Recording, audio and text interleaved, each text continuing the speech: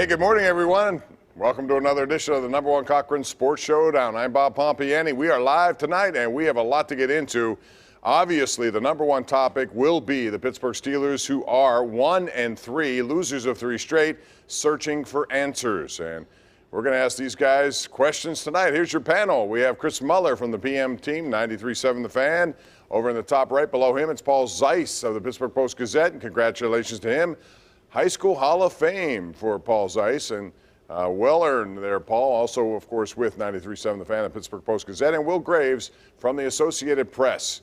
And we're going to get into this now. The Steelers have lost 3 in a row, and the way they're losing has become very predictable. So, Paul, I'm going to start with you. There are going to be some changes, you would think, if not strategically from a personnel point of view. What will Mike Tomlin do with the quarterback situation moving forward? Well, he'll do what the Steelers always do, and that is he'll probably stay the course and tell us that, you know, Big Ben's won a lot of games for him, and Big Ben's a professional, and he's a Hall of Famer and all that other stuff. But what I'm watching is a guy who can't play anymore. I mean, at some point, you have to say to yourself that Father Time has won. And I think that until we do that with Ben Roethlisberger, until we stop kidding ourselves, I mean, I think there's still a lot of people who say, well, you know, he's played poorly in the past, and then everybody's written him off, and he's come back.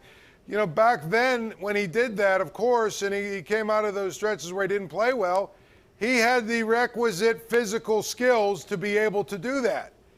We saw a guy today who couldn't make basic throws, who can't move, who took a sack today, which was incredible, but basically because he can't move. I mean, I'm not sure how much more we have to see before we start really having an honest conversation about him. But again, it's the Steelers. I've said it before. There are glaciers that move quicker than the Steelers do when it comes to a big decision like this. Well, first off, Paul, I just want to say sincerely, congratulations on all your success with the, induction into the Penn Trafford Hall of Fame. Secondly, you're exactly right here. Glaciers do move faster than the Steelers on subjects like this. Here's what they should do. What they will do is exactly what Paul said, stay the course and really do nothing of major significance while they continue to lose games.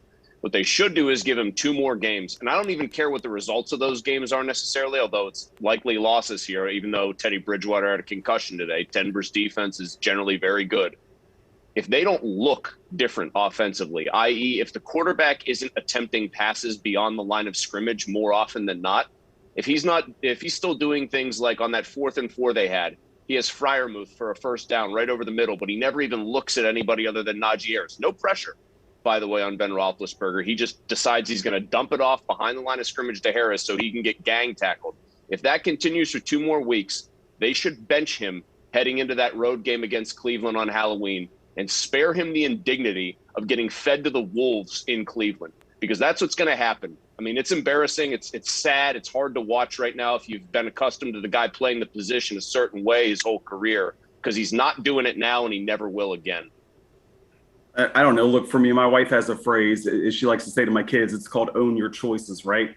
And they had every opportunity in the offseason to move on. They had every single one. Pouncey retired. Vance McDonald retired. They ended up cutting DeCastro. Villanueva left in free agency. Ben had every reason to not come back. He couldn't do it because he didn't want to go out getting his pants beat by the Browns in his last game. And the management decided, you know what, I guess this is our best shot at being competitive this year, instead of doing what they should have done, which is see what they have in Mason Rudolph, to see what the way forward is so they could decide this spring instead of next spring whether they're going to be competitive in 23 and 24. They didn't do that. They kicked the can down the road. They thought that 1-5 at the end of last season was a mirage. It's obvious it's not a mirage. They're 2-8 in their last 10. 6 of them have been by losses by 9 points or more. They've led for less than 30 minutes the entire season. This is just, they're not awful, but they're not good. And if for the franchise that says every year, our metric is this team good enough to win the Super Bowl? There is no chance that they could have thought that they were better than they were last year with Ben at quarterback. They had every opportunity to move on. They chose not to, and now they're just going to have to eat it, guys. They're just going to have to eat it. Yeah, and the thing is, they looked at a returning quarterback who's 39, and they also saw an offensive line that is very young and very inexperienced, and they didn't do much to it.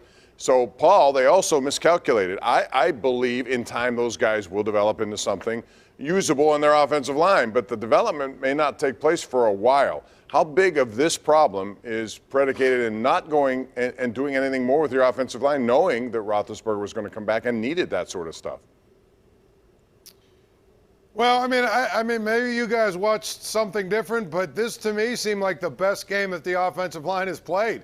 I mean, if we're going to sit here and talk about some of the things that were a problem today, the offensive line probably was not that big of a deal. I mean, obviously they had a couple of penalties and, they got blown up a couple of times because that's what's going to happen. But for the most part, Roethlisberger had enough time to throw the ball. He had enough time to make decisions. He had enough time to get the ball down the field a few times, and he missed some throws that you've got to absolutely make if you're a quarterback in the NFL. So, I know that the offensive line has been something we've talked about, and we've talked about, how they've got to get better and how they're a big part of the problem.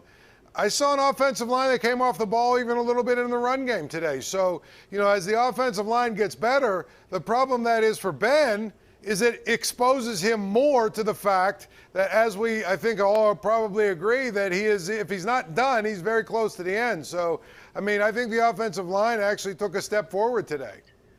Yeah, I would agree with that, Paul. I saw your colleague Ray Fittipaldo gave out his grades in the Post-Gazette after this game went final, and I agreed with most of them, but I want to say off the top of my head, he gave the O-line an F, and I would disagree with that. I thought they were, they weren't great by any stretch, and Green Bay does not have much of a pass rush, to be fair, especially with Zadarius Smith out for them, but I thought he had more time to throw than he's had all year, really. Yeah, not pressured and what was at all, comparatively, right. Yeah, honestly, I thought he had time to throw, and there were just what I noticed in the first 3 games was him getting caved in more often than not. He didn't look good either. What I noticed in this game was Ben Roethlisberger getting rid of the football almost before pressure had even a chance to develop and before he even looked at any of his other receivers. He just seemed like on most of these plays, he was thinking about one thing: get into your drop back or whatever and get rid of that ball as fast as humanly possible. And that's on him, not the offensive line. It seems to me like the entire game plan here was for the early in the season was, look, we know the line is going to be shaky because we got 2 rookies and we got 3 new starters basically on that line. We got a rookie running back. We got a rookie tight end. We got a first-year offensive coordinator. Any other team in the league outside of maybe the Patriots and the Bucs, you put somebody in that situation, you say, okay, we understand it's going to be a work in progress. But the Steelers' plan was to make sure that Ben was, for this to work, Ben had to be their best player, and the defense had to be as good as it was in the middle of last year. And neither of those 2 things have happened. I think we are giving the defense a little bit of a pass here. The quarterback has not been good, but the defense has not been a top 5 defense, which is what it was the last 2 years, really. So, we can bury Ben all we want.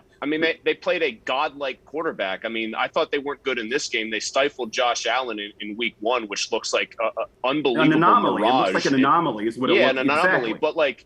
But you know what? If you were going to boil down this Packers game to one sentence, it would be: one quarterback, the reigning MVP, I might add, at almost 38 years old, can still very much play. The other cannot. And that was why this game was 27-17 Packers, because when Aaron Rodgers had to make big-time throws on 3rd and 8 late in the game or on a 3rd down earlier in the game, he was throwing seeds 25 yards down the field, or he was throwing deep outs to Devontae Adams that looked like they were perfectly in rhythm. One guy can still play at a very high level, and one guy cannot, and that's the difference. We got to go to a break, but the other thing, one of the incompletions on 4th down were to 2 open Green Bay receivers. One knocked it away from the other, and Devontae Adams could have had a 1st down. We're going to take a break. We will talk about what Will was talking about, the defense coming up, plus the controversial blocked field goal that should have been a touchdown. That's all next, right here live on KDKA. The number 1 Cochran Sports Showdown is brought to you by number 1 Cochran. Go one better. And by Highmark Blue Cross Blue Shield. Have a greater hand in your health.